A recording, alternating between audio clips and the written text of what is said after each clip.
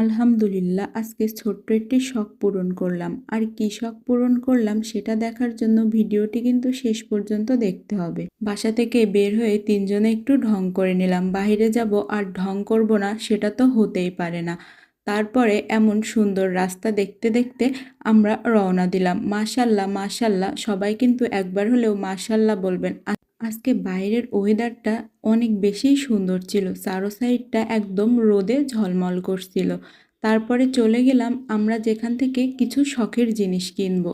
আমার নুসরাত কিচেনের জন্য মাটির জিনিস কেনার শখ আমার অনেক আগে থেকেই ছিল। তেমন ভালো জায়গা পাচ্ছিলাম না। আজকে যেখানে এসেছি এখানে অনেক সুন্দর সুন্দর মাটির জিনিস আছে। এখান থেকে দেখে অনেক ধরনের মাটির জিনিসই কিনলাম। আর কি কি জিনিস কিনেছি সেটা কিন্তু দেখার জন্য ভিডিওটি শেষ পর্যন্ত অবশ্যই দেখতে হবে। মাটির জিনিস কেনা শেষ করে বেরিয়ে